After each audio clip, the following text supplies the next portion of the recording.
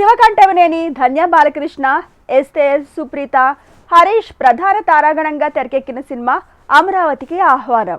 దర్శకుడు జీవీకే తెరకెక్కిస్తున్న ఈ సినిమాలో అశోక్ కుమార్, భద్రం, జెమినీ సురేష్, నాగేంద్ర ప్రసాద్ కీలక పాత్రలు పోషించారు.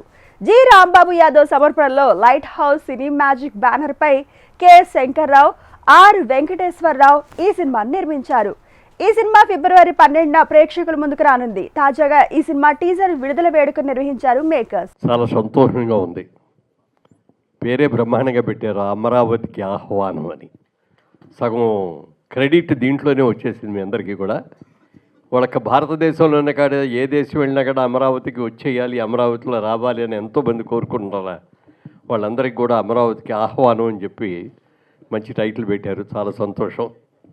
ముఖ్యంగా ఈ చిత్ర నిర్మాతలు కానీ, మా చిత్ర హీరో కానీ, ప్రొడ్యూసర్ కానీ అందరూ కూడా మా రియల్ ఎస్టేట్ రంగానికి సంబంధించిన వాళ్ళందరూ కూడా ముప్పా వెంకయ్య చౌదరి గారి సమర్పణలో మరి శివ గారు, ఆర్ వెంకటేశ్వరరావు గారు, ఇంకా మిగిలిన మా మిత్రులందరి సహకారంతో ఒక మంచి సినిమా తీశారు.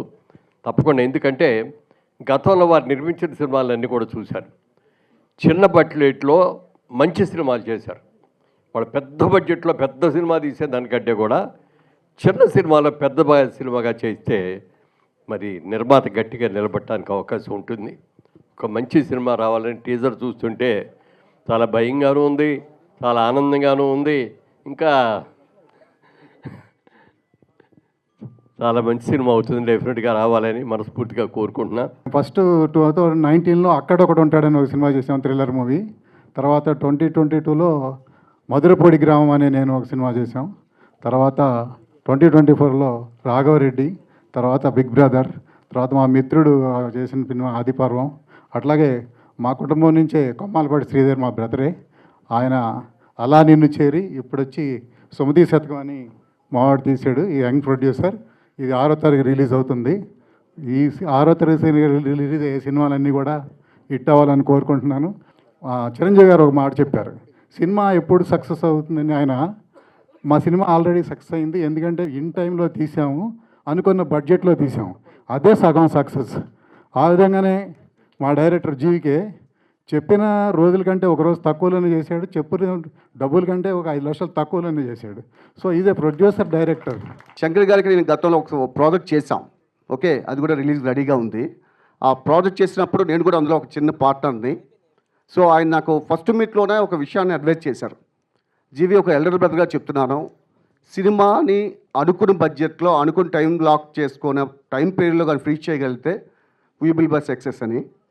సో అదే ఫార్ములా నేను ఫాలో చేస్తూ అది ప్లాన్డ్గా నీట్గా వర్కౌట్ చేసాం. హ్యాపీ, ఆయన షో చూసుకున్నారు, వెరీ హ్యాపీ. సో అదే ఇన్ఫర్మేషన్తో, అదే ఇంటెన్షన్తో ఆయన రోజు ఒక చెప్పారు, జీవి ఈసారి నువ్వు ఇన్వెస్ట్ చేయమాక, నేనే ఇన్వెస్ట్ చేస్తాను, మంచి ప్రాజెక్ట్ మనం కలుద్దాం అని. సో ఆయన రోజు పిలిచి ఒక ప్రాజెక్ట్ చేద్దామన్నారు. మళ్ళీ యాజ్ ఇట్ ఈజ్గా ఒక బడ్జెట్ అనుకోవడం, ఒక టైం ఫ్రేమ్ అనుకున్నాం. యాజ్ ఇట్ ఈజ్గా ఇప్పుడు కూడా హ్యాపీగా ఎక్కడ ల్యాగ్ లేకుండా వెళ్ళిపోయింది. కొంచెం ఈ షో కొంచెం ల్యాగ్ అయిందేమో తప్ప మనం కంటెంట్లో బ్యాక్ చేయలేదు. సో మళ్ళీ ఇక్కడ ఇదే కింద థియేటర్లో షో చూసుకున్నప్పుడు హ్యాపీగా ఉన్నాం. అంటే ఫస్ట్గా బడ్జెట్ని, టైంని కంట్రోల్ చేయగలిగితే దాదాపు చాలా కంఫర్ట్గా ఫీల్ అవుతాం, అది సక్సెస్ అయినట్టే. సో ఇప్పుడు మీరు చూశారు గ్లిమ్స్ అండ్ టీజర్, అలాగే లిరికల్ వీడియో, ఇంకా ట్రైలర్ లాంచ్ ఉంది. సో మేము పెట్టే ఎఫెక్టు ఆ అనుకున్న బడ్జెట్లో, అనుకున్న టైం పీరియడ్లో ఏం చేయాలో అలా ప్లాన్గా చేసాం.